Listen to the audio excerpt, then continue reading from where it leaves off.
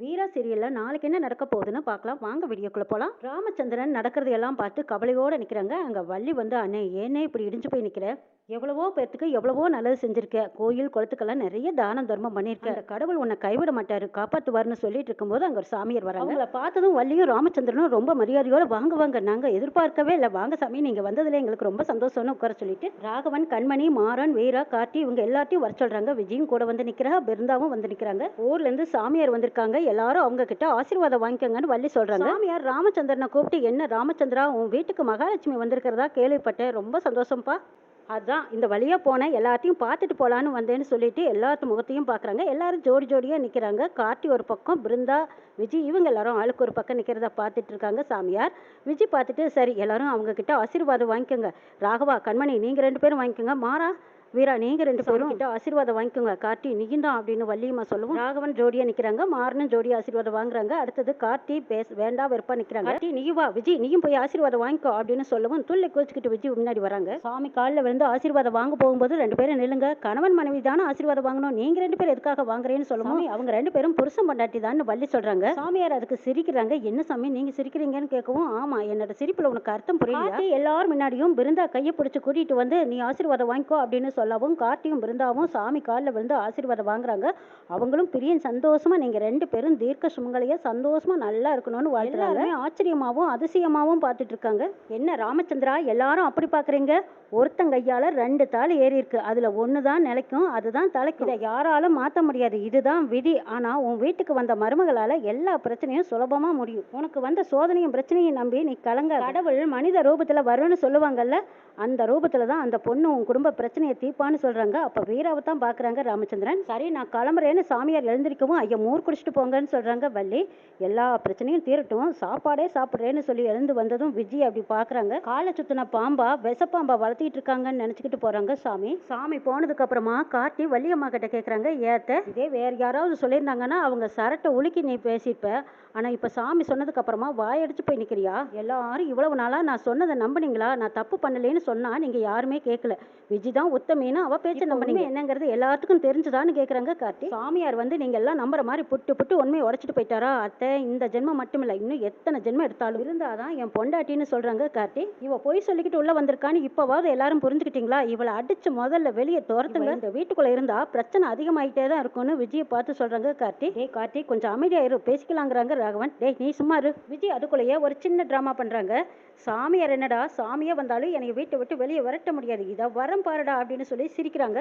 கேலியா கேவலமா பேசி சிரிக்கிறாங்க விஜய். என்ன மச்சான் இவ படிக்காதவ வெள்ளந்தி வெகுலி, ஈஸியா இவளை ஏமாத்தி போடலான்னு நினைக்கிறீங்களா, என்னைய ஏமாத்தலாம் ஆனா மொத்த குடும்பத்தையும் எப்படி ஏமாத்துவீங்க, ஆனா நீங்க போட்ட டிராமாவை தான் எல்லாரும் பார்த்தாங்களே, வேணுமனே ஒரு சாமியாரை நடிக்கிறதுக்காக ஒரு ஆளை செட் பண்ணி இங்க கூட்டிட்டு வந்திருக்கீங்க, அவரும் பணத்துக்கு ஆசைப்பட்டு வந்திருக்காரு, அது எப்படி மச்சான் ஊரறிய முறைப்படி என் கழுத்துல தாலி கட்டி போட்டு தவறி தாலி கட்டிக்கிட்டு வந்தவளை உங்க பொண்டாட்டின்னு சொல்லி அவர் ஆசீர்வாதம் பண்ணுவாராம், இதையெல்லாம் நம்ப சொல்றீங்களா, உங்களுக்கு அசிங்கமாவே இல்லையா, உங்களுக்கு என்ன அசிங்கம், ஆனால் காசை கொடுத்தா காவி வேட்டியை கட்டிக்கிட்டு ஊடோட இப்படி குறி சொல்ல வந்துடுறாங்கன்னு சொல்லிட்டு இருக்கும்போது வள்ளியம்மாவுக்கும் ராமச்சந்திரனுக்கும் சரியான கோவம் வந்துடுது. விஜய் பார்த்து பேசு, நீ நினைக்கிற மாதிரி அந்த சாமி அப்படிப்பட்டவர் கிடையாது, ரொம்ப வருஷமா நம்ம வீட்டுக்கு வாக்கு கொடுத்துக்கிட்டு இருக்கிறார், நீ நினைக்கிற மாதிரி எல்லாம் இல்லை, அவர் ரொம்ப ரொம்ப நல்லவர், அவர் சொல்லி இது வரைக்கும் எதுவும் தப்பானது இல்லைங்கிறாங்க ராமச்சந்திரன். மாமா நீங்களும் சித்தின் தான் என்னை நம்புனீங்க, ஆனால் ஒரு சாமியாரை வச்சு என்னோட நம்பிக்கையா இருக்கிறவங்களையும் கெடுத்துப்பட்டாங்களே, கடவுளே எனக்கு நீதி சொல்லவும் நியாயம் சொல்லவும் யாரும் இல்லையான்னு அழுகுறாங்க. வீராவுக்கு ஒரே குழப்பமா இருக்கு. இருந்தாவும் கார்த்தியும் ஒருத்தர் மனசார விரும்பினாங்க, அவங்க 2 பேரும் மனசளவுல கணவன் மனைவியே ஆயிட்டாங்க. ஆனா குறுக்க போனது விஜய் தான். விஜய் சொல்றத நம்பலாமா வேண்டாமா ஒண்ணுமே புரியல, இப்படி ஒரு விஷயத்துல ஒரு பொண்ணு பொய் சொல்லுவாளான்னு குழப்பத்தோட இருக்காங்க வீரா. ஆட்டோவுக்கு போறாங்க, ஆட்டோவுக்கு முன்னாடி உட்காந்துக்கிட்டு பாண்டியங்கிட்ட சொல்ற மாதிரி அவங்க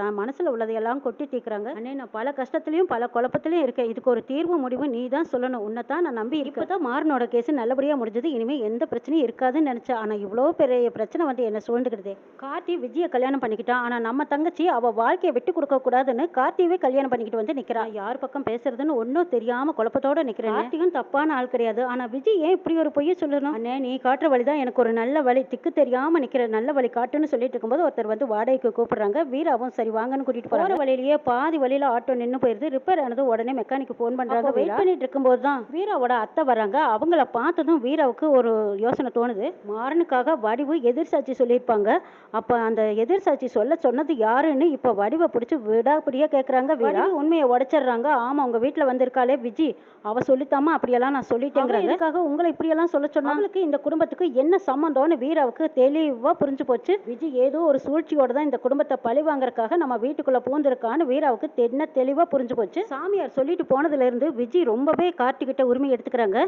கார்த்தி எங்க இருக்காரோ அங்கதான் நாமளும் இருக்கணும். இந்த ரூம்ல தானே இருக்காரு, இந்த ரூம் தான் இனிமே நம்ம ரூம். இதை விட்டு எங்கேயும் போக மாட்டேன்னு பெட்ஷீட் விரிச்சு போட்டுட்டு இருக்காங்க. அப்ப கார்த்தி உள்ள வராங்க. வந்து பார்த்ததும் என்னடி பண்றீங்க, உனக்கு என்ன இங்க வேலை, ரூம் மரியாதையா வெளியே போங்கிறாங்க. ஐயோ என்ன மச்சான் இப்படி சொல்றீங்க, உங்க பொண்டாட்டி நானு இங்க தானே இருக்கணும், போனா நான் எங்க போவேன். இதை பாத்தீங்களா, என் கழுத்துல கிடக்கிற தாலி நீங்க கட்டின தாலி, நீங்க எங்க இருக்கீங்களோ அங்கதான் மச்சான் நான் நினைச்சா போன்னு சொல்றக்கும் நினைச்சா வான்னு சொல்றக்கும் நான் என்ன வேலைக்காரியா, உங்க பொண்டாட்டி மச்சாங்கிறாங்க. நீ ஒண்ணு என் பொண்டாட்டி கிடையாது, இரு வரேன் அப்படின்னு சொல்லிட்டு போய் பிருந்தா கூட்டிட்டு வர்றாங்க. பாத்தியா இவதான் என் பொண்டாட்டி, நானும் பிருந்தாவும் தான் இந்த ரூம்ல இருக்க போறேன், நீ மரியாதையா வெளியில போங்கிறாங்க. விஜி பிருந்தாவை அசிங்கமா பேச ஆரம்பிக்கிறாங்க. அப்ப பிருந்தா சொல்றாங்க, இங்க பாருங்க ஏதோ பேசிட்டு போறா, ஆனா நீங்க பிரச்சனையை பெருசாக்காதீங்கிறாங்க. அடே எப்பா நீ அவ்வளவு நல்லவளா, பாருங்க மச்சான் ஊர் அறிய என் கழுத்துல நீங்க தாலியை கட்டியிருக்கீங்க, நாம 2 பேரும் தான் புருஷன் பொண்டாட்டியா சேர்ந்து வாழ அனுப்புறதுனா நீங்க இவ்வளவு தான் வெளியே அனுப்பணும். என்னடி அதிக பிரசிங்கத்தனமா பேசுற, ஊரறிய கட்டின தாலிங்கிற, எல்லாரும் சொன்னதுனால நான் கட்டினேன், ஆனா மனசறிஞ்சு நான் கழுத்துல தாலி கட்டல, நீ பொய்ய சொல்லி ஏமாத்தி தான் என் கையில தாலி கட்டிக்கிட்ட. சாமியார் சொன்ன மாதிரி உன் கழுத்துல கிடக்கிறது பொய் தாலி, கூடிய சீக்கிரம் நீ தான் வீட்டை விட்டு வெளியே போக போற, எல்லாருமா சேர்ந்து விரட்டி அடிக்கிறதுக்கு முன்னாடி நீயா போறது உனக்கு நல்லதுங்கிறாங்க. கருதி மனசுக்குள்ள யோசிக்கிறாங்க, இதுக்கப்புறமும் நம்ம சும்மா விடக்கூடாது, இவளை அசிங்கப்படுத்தணும் அப்படின்னு நினைச்சுக்கிட்டு வெளியில அழுதுகிட்டு ஓடி வராங்க.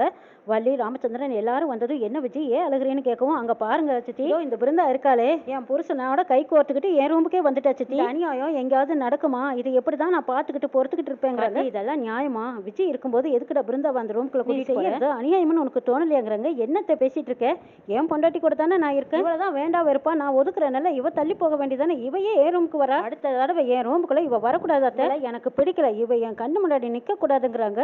விஜய் என்ன மச்சான் இப்படி எல்லாம் பேசுறீங்க, அந்த அளவுக்கு உன்னை மாத்தி மயக்க வச்சிட்டாளா, என்ன மாமா நீங்களும் எதுவும் பேசாம அமைதியா நிக்கிறீங்க, அப்போ உங்க மகன் சொல்றதும் செய்யறதெல்லாம் சரின்னு பாத்துக்கிட்டு இருக்கிறீங்களான்னு விஜய் கேட்கவும், என்னால இதுக்கு என்ன பதில் சொல்றதுனே தெரியல, எங்கெங்கயோ என்னென்னமோ நான் கேள்விப்பட்டிருக்கேன், ஆனா நம்ம வீட்லயே இப்படி ஒரு அநியாயம் நடக்கிறத பார்க்கும்போது என் மனசே தாங்கலமா, கஷ்டமா இருக்கு, யாருக்கு என்ன பதில் சொல்லுவேன்னு எனக்கே ஒன்றும் புரியலைங்கிறாங்க. பிருந்தா மரியாதையா உன் ரூமுக்கு போயிரு, இதெல்லாம் உனக்கு தேவைதானா, இவ பேசுற அசிங்கமெல்லாம் நீ கேட்டுட்டு இருந்துதான் ஆகணுமாங்கிறாங்க. கண்மணி அண்ணி நீங்க எதுக்காக ஏன் பொண்டாட்டி அங்க போ இங்க போன்னு சொல்றீங்க, அவ ஏன் பொண்டாட்டி, நான் எங்க இருக்கணும் அங்கதான் இருப்பா அப்படின்னு பிருந்தா கையை பிடிக்கிறாங்க. கார்த்தி இதா பார் பிருந்தா, நான் சொல்றத நல்லா கேட்டுக்கோ, உன் கழுத்துல கட்டின தாலி 2வது தாலி, யாருக்கும் தெரியாம உன் கழுத்துல தாலி கட்டி கோர்ட்டுக்கே போனாலும் செல்லுபடி ஆகாது, என்னைக்கு இருந்தாலும் உன் கழுத்துல கிடக்கிற தாலியை அவுத்து வீசிட்டு போயிட்டா ஆகணும், அதுக்கு நீ இப்பவே கழட்டி வீசிட்டு நம்ம வீட்டுக்கு நான் சொல்றத ஒழுங்கா கேளுங்கிறாங்க. கண்மணி எதுவும் பேசாம அழுக ஆரம்பிக்கிறாங்க. கார்த்திகிட்ட சொல்றாங்க, டே கார்த்தி நீ அவசரப்படாதடா, உண்மை ஒரு நாள் வெடிக்கும், அந்த அன்னைக்கு இருக்கு, யார் வீட்டை விட்டு வெளியே போவாங்கன்னு அப்ப பாக்கலாம்டா, அது வரைக்கும் நீ கொஞ்சம் பொறுமையா இப்படியே காலம் போயிடாதுடா, பக்கம் நாங்கெல்லாம் இருக்கோம்ல, எது உண்மை எது பொய்யுங்கிறத கூடிய சீக்கிரம் தெளிவா கொண்டு வந்துடலாம், அதுக்கப்புறம் நீ விருப்பப்பட்ட வாழ்க்கையை சந்தோஷமா வாழலான்னு மாறன்னு சொல்றாங்க. கார்த்தியும் புரிஞ்சுக்கிறாங்க. ஏன் ரூமுக்கு இவ வரக்கூடாது, இவ எதுக்காக ஏன் ரூமுக்கு வரா, இவளை பார்த்தாவே எனக்கு பிடிக்கல, கூடிய சீக்கிரம் இவளை வீட்டை விட்டு வெளியே வரட்டணுங்கிறாங்க. கார்த்தி இதா பார் விஜய் தேவையில்லாம பிரச்சனையை உருவாக்காதேங்கிறாங்க. என்ன மச்சான் நீங்களும் இப்படியே பேசுறீங்க, ஏன் புருஷன் ரூமுக்கு நான் போனா என்ன தப்பு, ஏன் சித்தி கட்டின புருஷன் ரூமுக்கு போறது அவ்வளவு பெரிய தப்பா, இப்படி எல்லாம் பேசிட்டு இருக்காங்க, நீங்களும் பாத்துக்கிட்டு இருக்கீங்களே சித்தி. விஜய் நான் சொல்றதை கேளு, பிரச்சனை தீர்ற வரைக்கும் நீ என் ரூமுக்கே வாங்குறாங்க. வள்ளிமா பிருந்தா நீ உன்னோட ரூமுக்கு போன்னு வள்ளி சொல்லவும் பிருந்தா சரின்னு போறாங்க. மனசுக்குள்ளேயே யோசிக்கிறாங்க, போற போக்க பார்த்தா எல்லாரும் முன்னாடியே இந்த கார்த்தி பிருந்தா கூட குடும்பம் நடத்திடுவார் போல இருக்கு, இப்படியே விடக்கூடாது, என்ன பண்ணலாம், கார்த்தியை தூக்கலாமா இல்ல பிருந்தாவை தூக்கலாமான்னு யோசிக்கிறாங்க. விஜய் யோசிச்சுட்டு இருக்கிறத பார்த்த வள்ளிமா கேக்குறாங்க, என்ன விஜய் நடந்ததையெல்லாம் நினைச்சு கவலையா இருக்கியாங்கிறாங்க. ஆமா சித்தி எனக்கு எங்க தூக்கம் வருது, நான் புருஷன் அடுத்தவளை கூட்டிட்டு வந்து வீட்டுல வச்சிருந்தா யாருக்கு தான் தூக்கம் வரும், எனக்கு ஏன்டா இந்த நிலைமைன்னு தெரியல, எந்த பொண்ணுக்கு இப்படி ஒரு நிலைமை வரக்கூடாது சித்தி, ஆனா கண்ணை மூடுனா உறக்கம் வரமாட்டேங்குது, கவலையா இருக்குதுங்கிறாங்க. சரி விஜய் காலையில பாத்துக்கலாம் விடு, இப்போதைக்கு கம்மனு பேசாம படுத்து தூங்குங்கிறாங்க. வள்ளி நல்லா அசந்து தூங்கிடுறாங்க. தூங்கிட்டாங்களான்னு பார்த்துட்டு விஜய் வெளியில வந்து போன் பண்றாங்க ரவடிங்களும் பிருந்தாவை வந்து தூக்கிட்டு போய் அந்த தண்ணி டேங்குள்ள போட்டுறாங்க. முடிஞ்சதும் அவனுக்கு அந்த வீட்டுல இருந்து வெளியில ஓடுறாங்க. அப்பதான் வீரா வராங்க. வீரா வந்து யார் இது, நம்ம வீட்டுல இருந்து 2 பேர் வெளியில ஓடுறாங்களேன்னு பாக்குறாங்க. வீரா யோசிச்சுக்கிட்டே வீட்டுக்குள்ள வராங்க. வந்ததும் பிருந்தாவை கூப்பிடுறாங்க. பிருந்தாவை காணோம், ரொம்ப தேடி பாக்குறாங்க. அதுக்கப்புறம் தான் பிருந்தாவை காணோம்ங்கிற விஷயம் வீட்டுக்கே எல்லாத்துக்கும் தெரியுது. பிருந்தாவை எப்படி கண்டுபிடிக்கிறாங்கன்னு நாளை பார்க்கலாம்.